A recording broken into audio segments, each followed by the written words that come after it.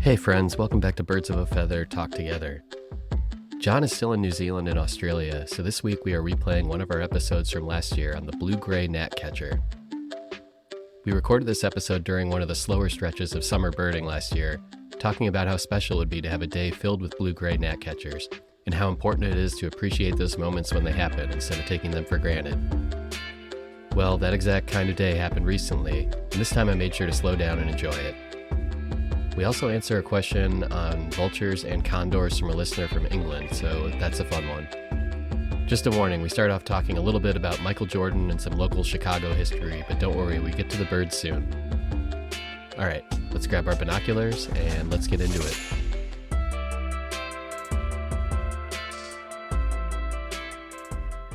That's so true. There's like some things we can only get at Sunset, some things you can only get at Whole Foods, and then some things you can only get at Jewel and Mariano's.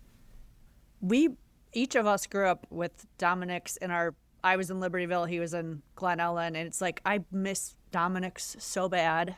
So I have to tell you guys, I have like a interesting story. I always tell RJ this. Oh, are we recording? Sorry. Do you mind if I tell them this story? Sure, tell it. So, I like the story. So I read, so I grew up going to a Dominic's, and you too, right, RJ? Yeah. There was one in Glen Ellen. We lived, our family lived closer to Dominic's, so we went there much more than Jewel. And during the Bulls, when they had their 6 championships, I think it might have been the last championship, Dominic's put out an ad like saying like, Dominic's congratulates the Chicago Bulls for their 6th, national NBA championship. And no, it was just Michael Jordan, right? Didn't they just congratulate Michael Jordan? Maybe that was it. But the ad, it was in the newspaper, like it was in the Daily Herald and maybe the Trib, I don't know. But it had a picture of Michael Jordan, and I found out that Michael Jordan sued Dominic's because he felt that them using his picture for that congratulatory message conveyed that he was a Dominic's spokesperson or whatever, and that killed them. That's what I heard. Wow. I heard that's what brought them down. Huh. It wasn't the fact that when our son was little, John took him to Dominic's at night before we put him to bed and got him a bottle of water. Came home. We lived less than a block away from the Dominic's. Came home, got him out of his stroller, and he lost his ever-loving mind. And I said, "What did you do to him in the grocery store?" And John says, "I gave him a bottle of water." And then I looked at the bottle and I'm like, "You got him water, Joe." That's how we found there was caffeinated water. Give a 1-year-old caffeinated water, and he was just bouncing off of the wall. So I guess we should have sued. That is hilarious.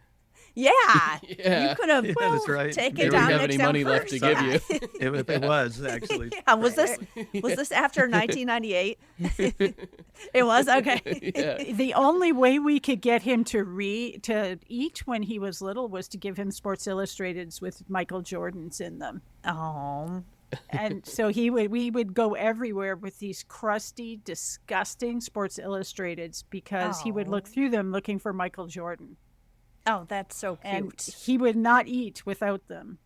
Oh, so what was the connection between that and eating? Did you tell him if you eat, you can be like Michael Jordan? No, no. It's because he was a good eater at first, and then before he turned 1, John went away, I think, to Bolivia. John went away, and he went on a food strike, a hunger strike. Oh. When John went away. Oh, and poor so guy. At that point, we would do anything to get him to eat the basics. Oh. And he was so invested in sports. I mean, his first conscious activities were, once he could sit up, were to throw things at us. not because he was mad, but because all of a sudden we realized he was extremely athletic and he could throw things. But he also, when he was super little, he wanted this was well before he was a year old, he wanted the TV turned on to ESPN. And so he learned how to take the remote control, and you could not fake it with a play remote control, a broken remote control, a kid's remote control. No way. And he would turn the TV on and put it on channel 33, which was for whatever cable thing we had was ESPN. And he did that when he was 6 months old.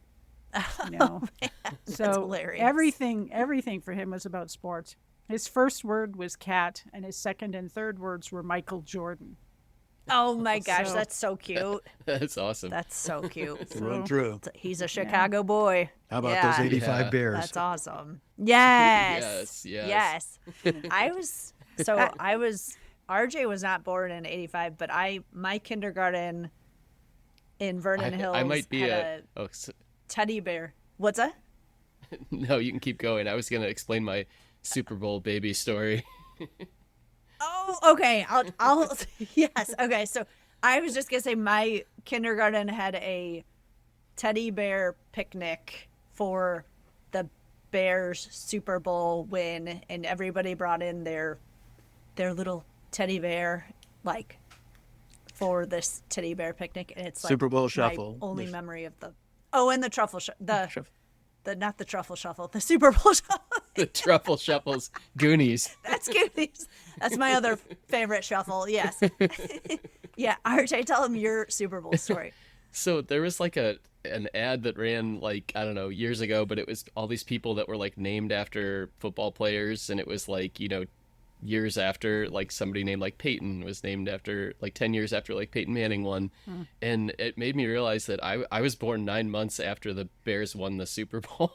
So I had this thought that I was a Super Bowl celebration baby. I'm sure you were. Sure it didn't hurt. I think my parents would deny it. But Let's see. At least they didn't I was name you born in in the 86. September of Directly. 86. Exactly. Right, yeah. Little fridge. Yeah. Fridge pole. Yeah. Kind of like Fridge that. pole. Yeah. Yeah. Oh, gosh. I know. I do too. That's pretty cool. Yeah. I wouldn't mind Walter bet either. there was- That'd be a cool name. Probably a Yes. pretty good surge. Yeah. Yeah, or even Peyton. Peyton's a Yeah, good one. yeah. Yeah. Yeah. All right. Well, Amanda, do we want to get into your bird? It's your week. Yes. Yes. And I used to say this will be short and sweet. I don't have a lot of scientific. You guys will contribute all the scientific. Mine is just more awe and adoration. And so my bird is the Blue-gray Gnatcatcher. And I picked this just because we were I really like when we do birds. I like learning about birds that we see in our environment frequently. And this is a bird that we first discovered at the Botanic Garden on I can't remember. We call it Smoothie Island. It's like where they grow all the fruits and vegetables. And that was the first time we saw one. And it was so cute. It was such a tiny bird, and that was our first sighting of one. Always thought it was so cool after that. And then we went to Erickson Woods with the Lake Cook Audubon group earlier this summer, and just saw a ton of these blue-gray gnatcatchers. And it was hilarious because on these this particular walk, the guide used a mob tape, and it was hilarious because at certain points the blue-gray gnatcatchers were landing on the speaker. Like, it was hilarious. It was so cute. Wow. They were like all over the place. Yeah, so that was like another really exciting. And then just recently we were on a walk just by Ravinia, and we were underneath a small tree. It might have been like a crabapple tree. It was just this really small tree, and we heard and saw one and just observed it for several minutes, and it was just so cool. So that was why I picked it. And I was going to say, I just think they're the cutest thing. I think for our next Oh, there we go. thing we did where we pitted the birds against each other, and John. Oh, John used it as like a Mortal March Kombat Madness? thing. Yeah. We should do it for cute. I'm changing the rules of that game because that bird, that was a biggest loser experience. I think Blue-gray Gnatcatcher is going to come in as a mid-major. Well, that's what school I think we in should that do a sense. cute It's one. Yeah. Yes. It's a There we go. champion. I could see that. Maybe it'll be the Loyola of 2026. Yes. Oh yeah. The Cinderella story. Boost it. Yeah. But you guys should tell people what a mob tape is. Oh yeah. Because those are weird words to use for people who don't know a lot about birds. A mob my tape? gosh. What the hell are you talking about? Yeah. I'm so excited we actually know something. RJ, take it away.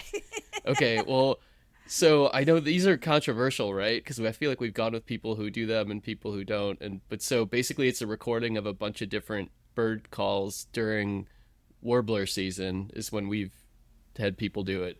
And so they play a bunch of different calls that come out of a speaker and put it in a bush, and it just attracts a bunch of different birds in the area. So they played this mob tape out of a speaker in a bush, and a lot of warblers landed in the bush, and blue-gray gnatcatchers and all kinds of birds, and we got to kind of see everything before they kind of flew off. Yeah. So they're playing the sounds of birds that are mobbing a predator. It might be a crow, or it could be an owl, or something like that. I And didn't so- know I didn't even that's realize why that. it's What's- called that. Yeah. So what's happening is that these birds are curious, and that alarm call is there to tell the other birds, okay, there's something you should be careful of.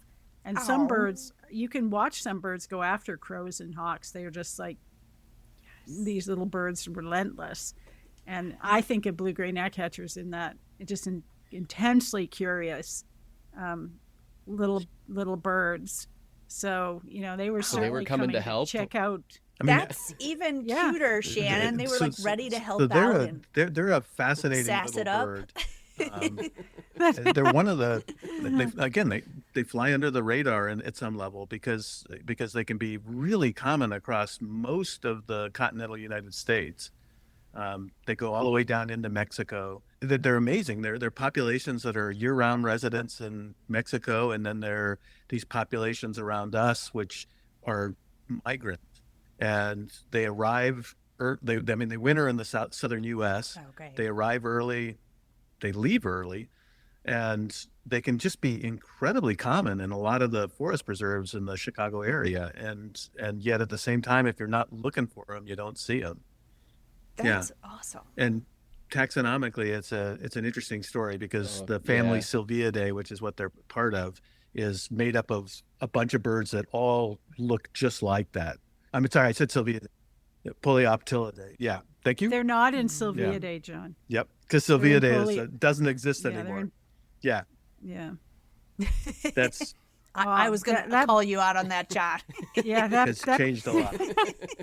that part of the tree of life for songbirds has had so much changes in the last 20 years. It's incredible. How are they closely related to the kinglets? Because that was another thing No. we thought.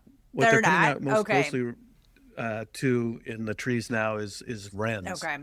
And the interesting thing about that is wrens are New World, and just like wrens, the gnatcatchers actually have a bunch of different species that include relatives in Central and South America, with just a few species reaching North America, and blue-gray being the one that has actually extended all the way across the continent. Yeah, so they're an incredibly successful bird.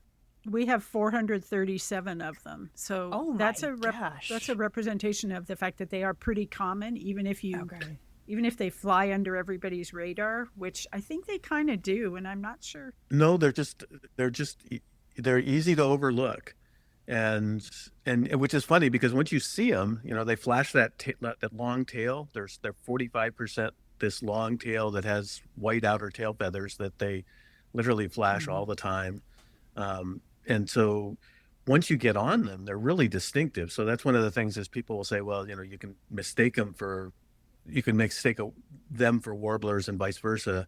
And that's true to some extent, but if you start watching them and see them very many times, it becomes really pretty easy. They're very, very active compared to almost any of the other warblers. And that white on the tail is something that you almost always get a good look at eventually. And the tail is so long that it's really distinctive. And I have to say, another thing that I loved about the one we just saw recently that RJ and I observed for several minutes was its sound or its call is so not pretty. It just like sounds like, I don't know. It reminds me of one of my favorites is like the spotted toady. But distinctive. It's kind of just like not a pretty and sound. And I'll admit that it's one of the things that I've basically lost in my hearing range. So it's a really high thing, and so I always work overlooking them sometimes. And it's one that Merlin will pick up if I'm using Merlin in the field very often before I do. Yeah. Okay, interesting. Very cool. Here, I'm going to play it real quick. Amanda, is it coming through? It is. Sounds Okay. great. But John, this is an interesting you hear it, experiment. John? Can you hear Yeah. it? And I just said, Okay. For real? I do. Oh, wow. Okay.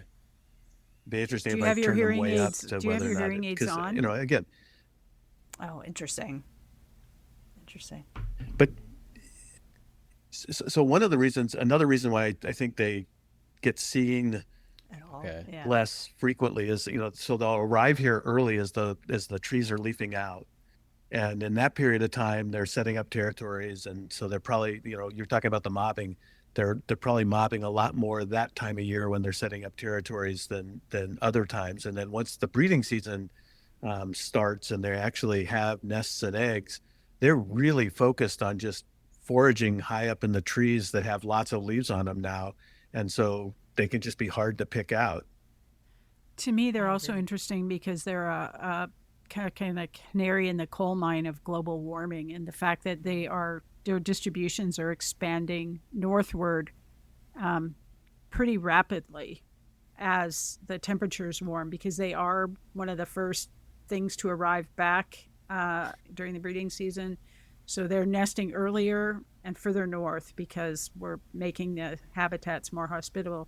But at the same time, cowbirds are trying to take them out, so it's a delicate balance. But they've expanded their range 314 kilometers north. Oh, wow. Over the last 20 to 30 years. That's substantial and a true indication of what, if you live in Chicago, you feel, which is that winter is nowhere near what it used to be. Mm-hmm. Well, it just shows you how complex that whole area of research and monitoring is, because what that indicates to me, at least, is that they're having enough fledging success and enough population increases that they're able to actually expand those distributions. And so... Yeah, but the southern part may come with, though, because... I don't think anybody's assessed the population structure in that bird. It would be a very interesting... It's true. Have they? Well, okay. Yes, they have. No, in the West, well, I don't know there's about some all of it, interesting but yeah, things because it's going on. But controversial. that's actually... Do you not remember? California gnatcatcher, not blue-gray. What's the Wait, so controversy? Yeah, what's going on? The question of distinctiveness of populations and what that and what you use as units for conservation. So what do you do with something that's named subspecies or a taxon of interest, a taxon under threat, when you actually get data on it and find out it's not different? It's not habitat-wise, it's not different when you do sophisticated statistical analyses of ranges. So it's not different. this is a story of this other species of Polyoptila in California called California gnatcatcher, which breeds in the coastal areas of Southern California, in areas that are been highly encroached upon by human settlements, and then also occurs all the way down into Baja California. And so there were subspecies designations given to the birds in California, and there's been a kind of raging debate about whether or not that's quote unquote subspecies is actually a valid difference between the birds in Mexico. Yeah, I mean, I think the evidence in this particular case shows Do you that each the fall on genetic one data, side or the other? it's one population. It's not, there's no, and that doesn't mean that it's not important to save the California gnatcatchers that are on the coast of California, but it's an interesting challenge sometimes to point out to people that it's not because they're a different population in this sense. Mm-hmm. But, I wanted to point out a crazy thing. Shannon's always talking about what makes a bird successful. No, and one of the things I stumbled on in looking into blue-gray gnatcatchers was that there was this one study that looked at 71 stomachs of blue-gray gnatcatcher and pulled out 70 families of insects. And, we always talk about birds as that's amazing. as potentially I saw that too. playing major That is so cool. roles in controlling some aspects of insect populations. And, in this case, I mean, again, they're just doing what they're doing, and they're going to eat what they can get access to. But at the same time, there are a lot of blue-gray gnatcatchers eating a lot of mosquitoes and things like that over the course of any given year in any part of the Midwest or anywhere else in the southern part of North America. And so they're a pretty important part of the ecosystem in the sense of that. That's awesome. That makes them even cuter. But now I'm going to make the cute go over the top because I love what their name means. Polioptila, the polios part is in Greek. It's Greek derivative means gray, and tilar means plumage, so gray plumage. But the cerulean part means the deep blue of the Mediterranean sky. Beautiful. At Cool. midday, that kind of thing. So their name is cute too. Oh, I love that. For something that in some ways is just little and nondescript, they're an incredibly beautiful bird. They are. Mm-hmm. They are beautiful. Yeah. As I say, I totally agree that they're so pretty. And I was to say, when you see them up close, you really do admire the different colors in them.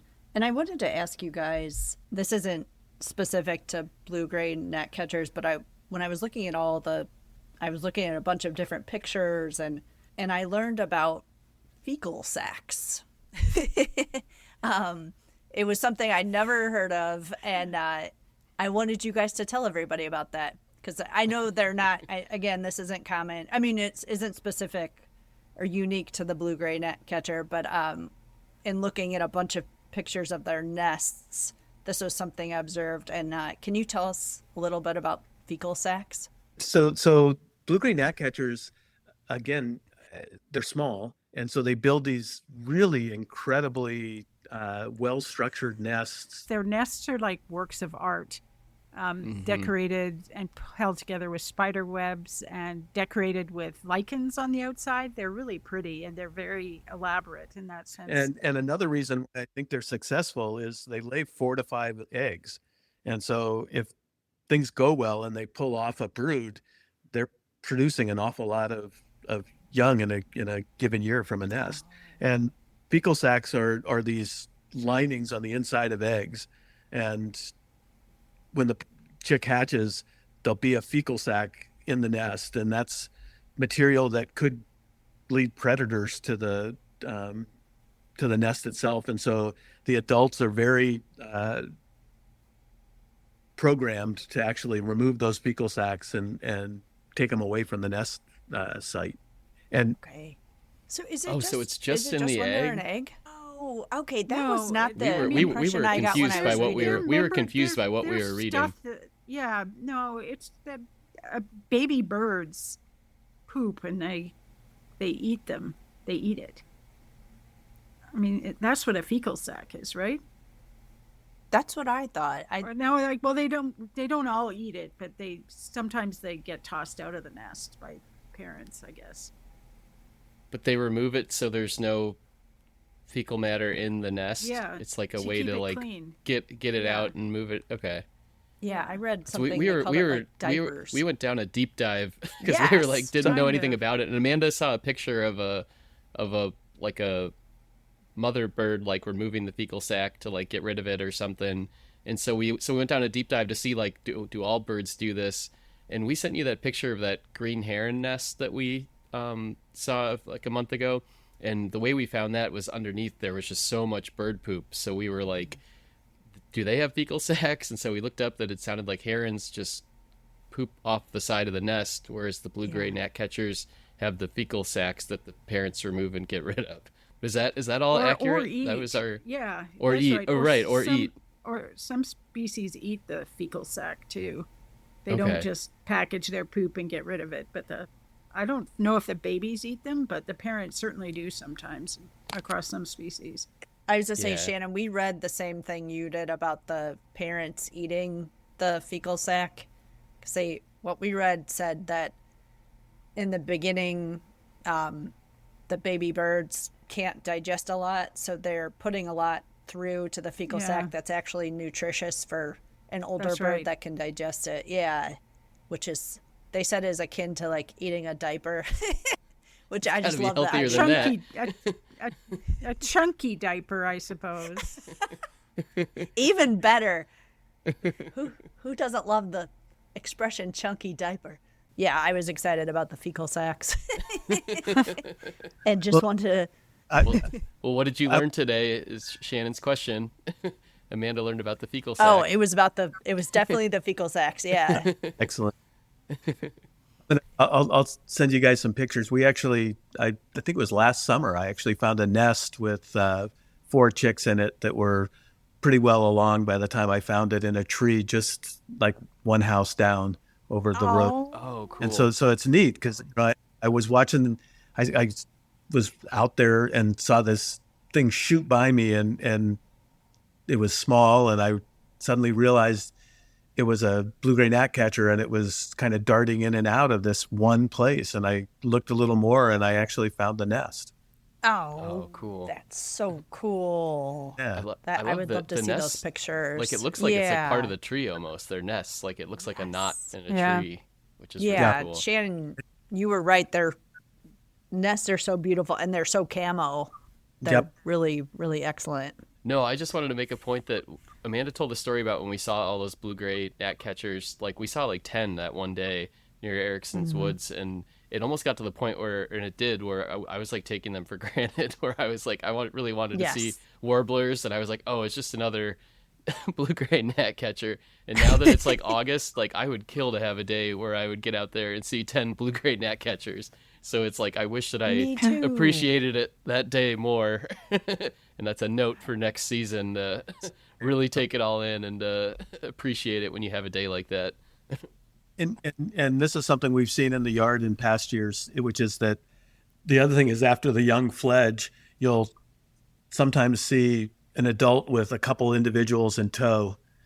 And so, you'll see one small bird moving in the tree, and then suddenly there are a couple others, and you start realizing that all 3 of them are blue-gray gnatcatchers, and that's what's going on, is they've got their fledged young that they're taking out and showing the ropes.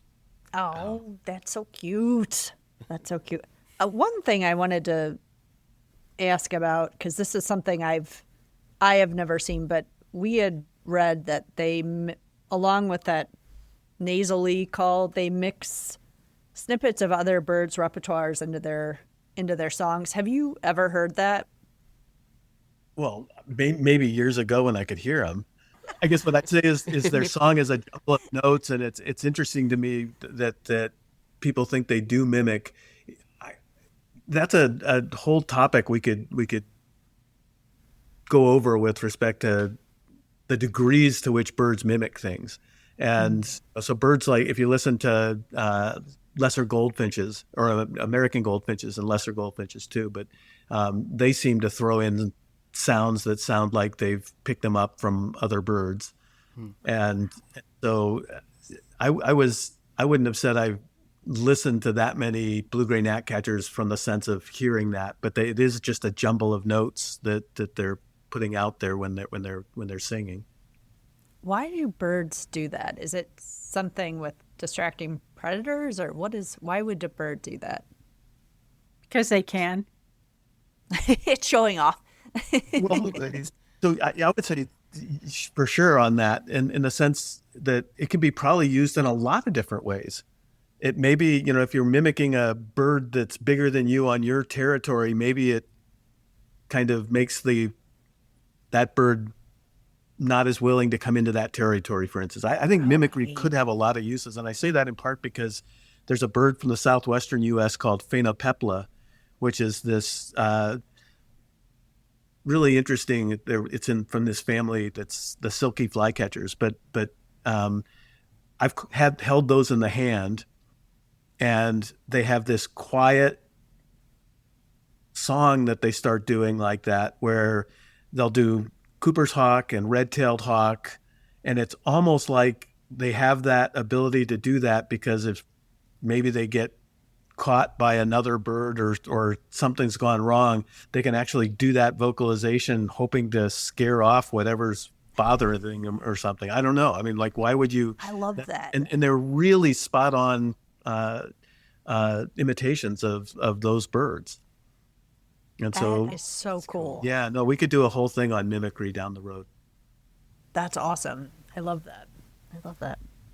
All right. Well, I was so going to say, that's all for the Blue-gray Gnatcatcher. Unless, RJ, were you going to say something? No, I was going to say we've got a mailbag question if we want to get into it.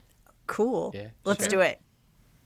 So this is from Scotty. So Scotty says, hope you're all well. I'm still loving your show. It gets me through this unpredictable British weather and long work days. My question, I often see vultures and condors lumped together when I'm researching or reading books, but it always says vultures and condors are the same family. Is there a difference? Would love a vulture episode. They are my favorite birds. Much love, Scotty from Manchester, UK. Awesome. Yeah, thanks, Scotty. Great I love it. We question. have listeners in the UK. Go I think for it. Scotty's written to us before, so thanks, Scotty. Thanks, Scotty. Cool. Go for it, Shannon. Well, there's a few things that are nested in that. First off, vulture is kind of a common term for things that are not all each other's closest relatives. So the vultures she might be seeing are not the vultures that we're seeing around Chicago, which are New World vultures. So New World vultures are not the closest relatives of Old World vultures, even though a lot of their habits are similar. They stick their head in dead things and have bald heads and have that kind of a lifestyle. So vulture is kind of an overarching term for that kind of a behavior, but condor has a specific meaning, and it comes from the Quechua word, and that is been the conquistadors put it into the Spanish language, and then it comes from there to English. So that's where condor comes from with respect to Andean condor. That's where that word was first applied. Now it goes to California condor too because it's big and majestic. But again, that again is something that doesn't necessarily signify relationships either. So, a vulture, when I looked up what vulture meant, Latin, and it means to tear. So again, pointing to what they actually do, which is stick their head inside dead things and tear flesh out. If we were worried about fecal sex, now look at what we're talking about. So what do you think, John? I mean, I think that's a accurate assessment of things. It's a really fascinating taxonomic history lesson to think about New World and Old World vultures, and then the condors are part of the New World vulture clade, and so, but they're incredibly interesting birds, and we should absolutely talk about. We could talk about multiple types of vultures too. So they do some wacky things. One of my favorite vultures is an Old World one called palm nut vulture, which is actually frugivorous. It eats palm nuts. Oh, wow. Oh, wow. So not meat. Yeah. So, Yeah. but if you saw one, you'd go, well, that's a vulture. It's bald Crazy. too? Yep. Does it? Yep. Yeah. Yeah. crazy. Even though it doesn't need to stick its head in anything. That's really Cool. interesting. It's actually fairly feathered, actually, but it's definitely a vulture. It's just evolved to things really differently. It's got kind of like a red face on it. Cool. Yeah. That's So I mean, again, vultures are incredible birds, and things like California condor and Andean condor are just really amazing stories in various ways associated with population recovery in the case of California condor, and then just cultural history in terms of Andean condor. And you should look up pictures of king condors too. They're pretty spectacular. King vultures, sorry. Yeah. They're pretty what are those interesting like? looking. So that's one another. In real life? They have this incredibly multicolored head Yeah. that's really beautiful, and I saw several of them in various places in southeastern Peru when I was there, and they're just a big, predominantly forest-dwelling New World vulture, and but they're just wild looking for sure. So is it feathers that make up the different colors on their head, or is it different skin? Skin. All skin, yeah, Very colors. cool. Cool. really Very neat. cool. Yeah, Awesome. they're a Is it just monotypic Peru? genus. Yeah. Okay. Well, they're all the way through Amazonia up into southern Mexico. I think there's even I think it's an accepted photograph of one in Florida. Oh, wow. Fairly What? recent. Yeah, I'd but love I'm to not see sure that. about. That's crazy. That's very Well, I mean, cool. that's the thing about vultures; they can get up and soar. And then, Yeah. I mean, turkey vulture, which is the one most people know in North America, is an incredible bird. I mean, they breed in the Falkland Islands, and so there's Whoa. just a ton of neat stuff with vultures. Cool. All right. Well, I I love think vultures, that's everything then. Amanda, do you want to close it out on your bird? Sure. I was just going to say, vote for the Blue-gray Gnatcatcher when we do our cuteness Final Four. There we go. Yeah. Yeah. It is down. Exactly. Starting early. Yeah. So bring it on. Bring on your cute birds. We'll see who fares the best. It's not going to be Blue-gray Gnatcatcher. Oh, you wait, Shannon. Fighting words. I don't have to wait. Well, I guess I lost last time because people voted incorrectly. So That's not The true. people spoke, Shannon. Yeah, the people spoke.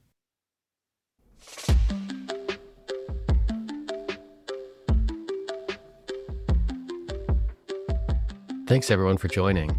Also, a follow-up to Scotty's question. We had an episode on the palm nut vulture not long after our original episode was released. This was episode number 117. We're also really excited to have a special guest joining us for a California condor episode coming up soon, so get ready for that. All right, thanks everyone. We love you. Have a good rest of your week.